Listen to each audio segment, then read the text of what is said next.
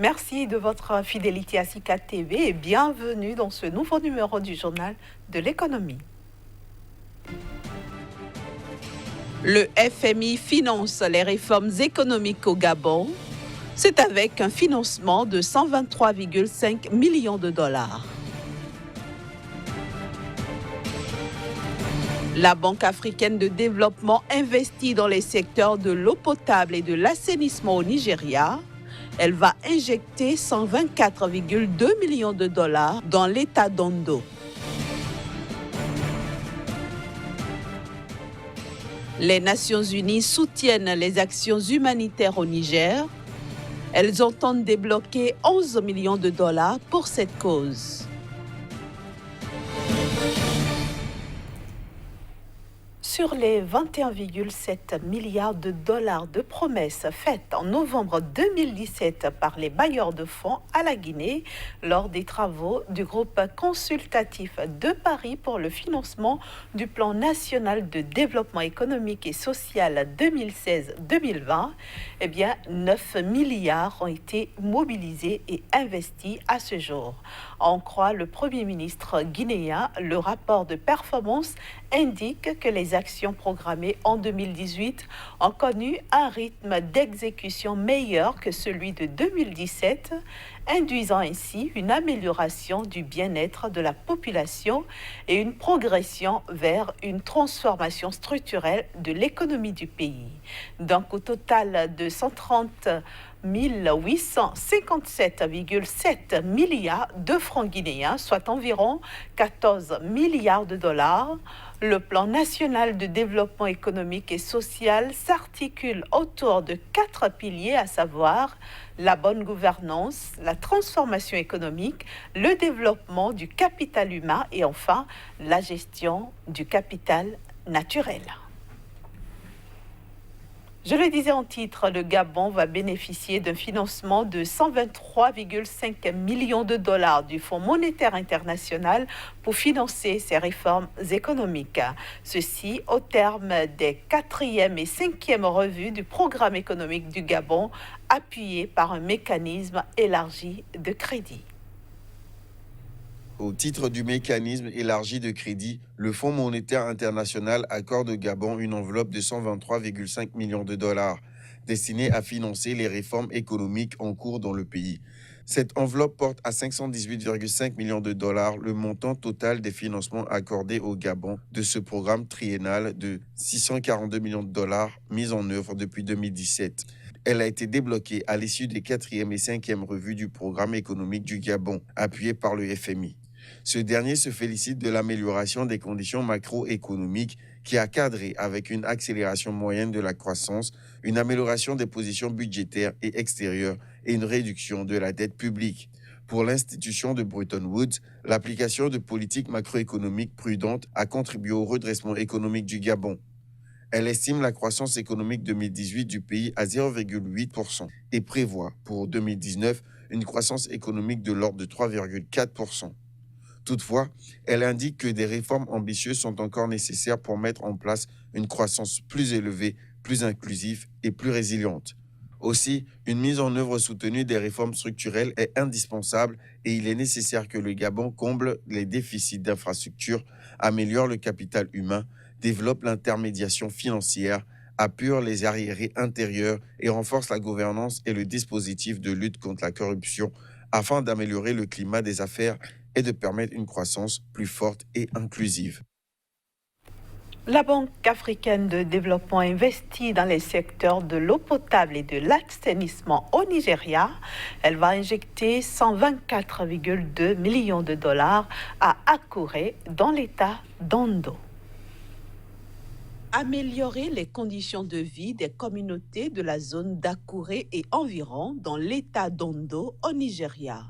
Tel est l'objectif que vise la Banque africaine de développement qui a accordé 124,2 millions de dollars au pays. Prévu pour s'étaler sur une période de 5 ans avec un coût total de 202,69 millions de dollars, Ce projet entre dans le cadre d'une politique de la BAD visant à orienter la conception, l'approche et la stratégie de mise en œuvre des initiatives et programmes relatifs au secteur de l'eau. Il va permettre de résoudre le problème d'approvisionnement en eau potable des ménages et d'assainissement de la ville d'Akouré et de ses environs. Cet appui financier aidera également à installer des infrastructures d'assainissement pour les écoles, les hôpitaux et les marchés. L'implication de ces communautés dans les activités de sensibilisation et de marketing du public augmentera l'appropriation de ce projet et va garantir qu'elles payent pour les services d'approvisionnement en eau et d'assainissement. Les Nations Unies vont octroyer au Niger la somme de 11 millions de dollars, soit 6,4 milliards de francs CFA, en appui aux actions humanitaires diligentées dans le pays. Cette décision intervient dans un contexte où le Niger accueille en ce moment des réfugiés du Nigeria et du Mali fuyant des exactions dans leur pays. Selon des chiffres du Haut Commissariat des Nations Unies pour les réfugiés, près de 442 449 demandeurs d'asile, réfugiés, retournés et déplacés internes ont été accueillis au Niger au 20 octobre 2019. Il faut dire que cet appui sera effectué à travers le Fonds central de réponse aux urgences des Nations Unies, géré par le Bureau de coordination des affaires humanitaires. Direction maintenant la Centrafrique pour nous intéresser au budget 2020 de ce pays avec notre chroniqueur Kazimik Pédior qu'on retrouve dans un court instant. Bonjour à vous, Casimir, et bienvenue sur le journal de l'économie. Bonjour, Inès. La Centrafrique, un pays en crise. Comment amorcera-t-il l'année 2020 ? Un peu difficilement, sinon difficilement. L'année ne sera pas aussi bonne pour la Centrafrique que 2019. En effet, pays en crise, vous l'avez dit tantôt.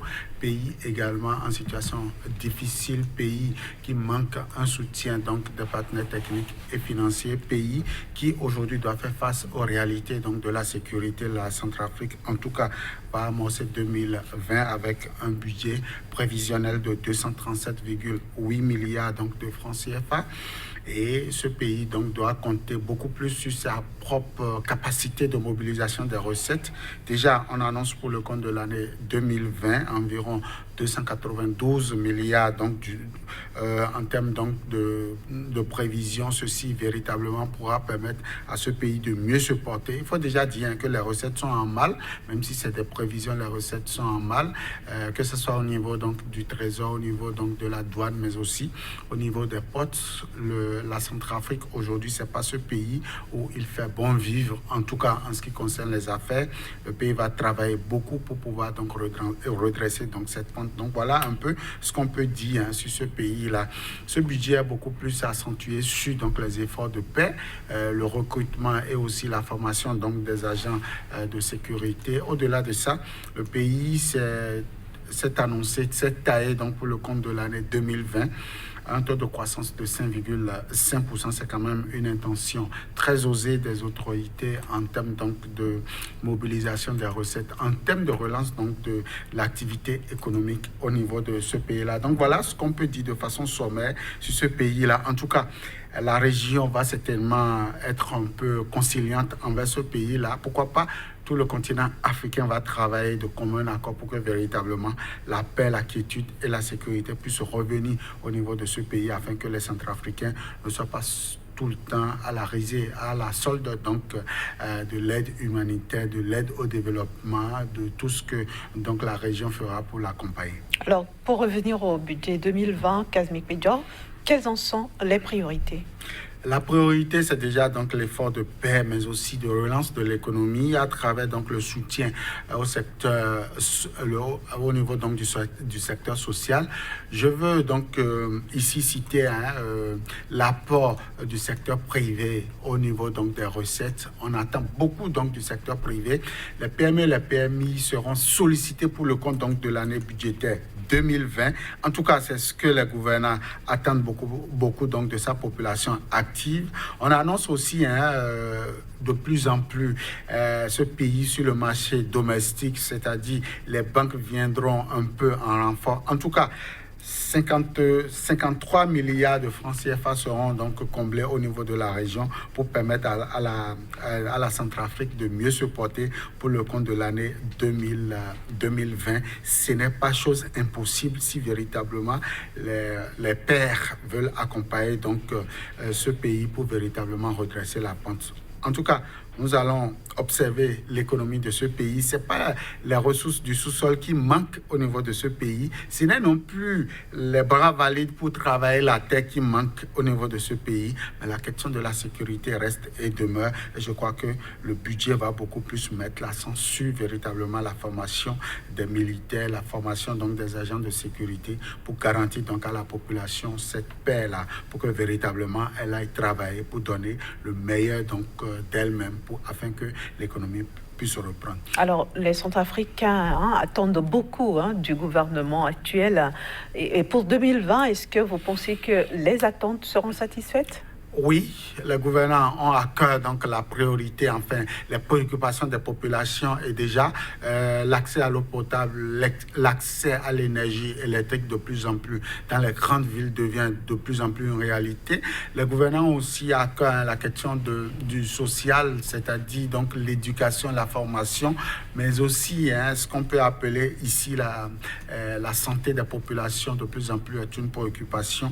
En tout cas, la Centrafrique attend aussi le partenariat au niveau donc sur le plan international. Je vais donc parler de l'aide au développement qui certainement va reprendre pour le compte de l'année 2020. Pourquoi pas? Le Fonds monétaire international et la Banque mondiale vont reprendre progressivement au niveau de ce pays-là pour accompagner l'économie de ce pays-là. L'inflation va certainement baisser. La dette publique, même si on ne peut pas donc la comparer à ce qui se passe dans la région, la Centrafrique va renouer donc avec la dette publique et pourquoi pas le secteur public, enfin le secteur privé va accompagner à travers donc les emprunts, à travers le marché domestique pour véritablement voir ce qu'il faut faire pour ce pays-là. En tout cas, il faut aussi parler de ce pays, c'est pourquoi nous avons décidé de parler donc de la Centrafrique, sinon ce n'est pas des économies les plus robustes au niveau de la région et certainement que les dirigeants en sont conscients pour travailler véritablement pour donner un mieux-être à la population. Alors finalement, 2020, l'année sera-t-elle bonne pour les Centrafricains? Elle ne sera pas trop rose, mais elle ne sera non plus médiocre que par le passé. 2020, certainement avec les élections en cours, le pays va retrouver son équilibre politique pour donner donc un mieux-être. 2020, je crois aussi que les partenaires économiques vont davantage miser dans la balance pour permettre donc à ce pays de mieux se porter. En tout cas, nous allons voir si véritablement la Centrafrique pourra donc boucler son année budgétaire avec les meilleures intentions du Fonds monétaire international et de la Banque mondiale. Merci beaucoup. Merci à vous, Kazmik Bidjoy. À bientôt. Merci à vous. Voilà, chers amis téléspectateurs, ce sera tout pour ce numéro du Journal de l'économie que je vous remercie d'avoir suivi. Restez en compagnie du reste des programmes de SICA et retrouvez toute l'équipe du Journal de l'économie vendredi à la même heure.